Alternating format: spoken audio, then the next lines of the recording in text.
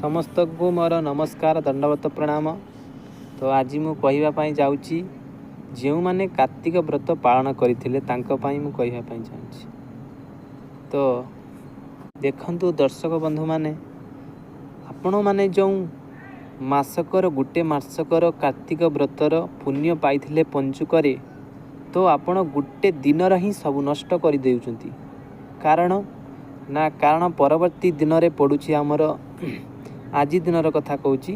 तो आज दिन पड़ी आमर छाड़ खाई जो माने कार्तिक मासरे करिथिले पंचुक पालन कर पुण्य पाइथिले तो गोटे दिन तांकर सब किछि नष्ट हो जाउछि। कारण छाड़ खाईर अर्थ हेउछि आमे आमिष छाड़िबा एवं जो जिनसटा कार्तिक व्रतरे गोटे मास छाड़ी थिले ताकू आमे ग्रहण करिबा परिबा कथा कहूँ आउ किछि नुह।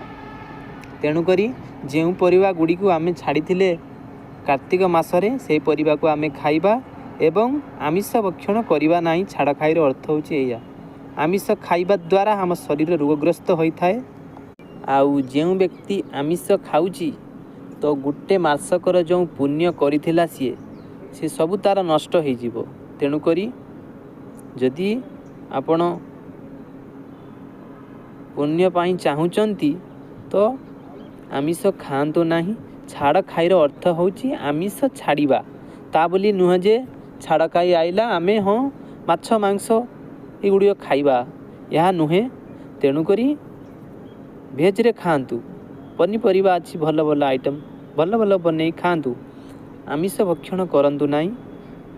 तो जो मानक पाखरे मो वीडियो पहुँचुची तो दयाकरी आमिष भक्षण करंतु नाही एवं निरामिष खातु।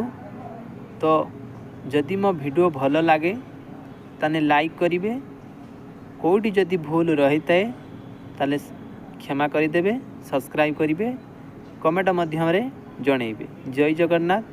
तो परवर्ती वीडियो मध्यम रे आपणंकु मु सबकिछि वैष्णव मानकर आमर थिबा धर्म वैष्णव धर्मर वीडियो एवं तुलसी माला धारण करिवार सबू वीडियो मु आपण समस्तଙ୍କ पाखरे पहुँचेबी। मो वीडियोटी केउं केउं जगार पहुँचुची तो समस्त दर्शक बंधु को मोर अनुरोध कमेंट मध्यम रे जणांतु। जदि मोर कोनोसी भूल रही थाए तो दर्शक बंधु को चाहिए मते क्षमा करदेवे। तो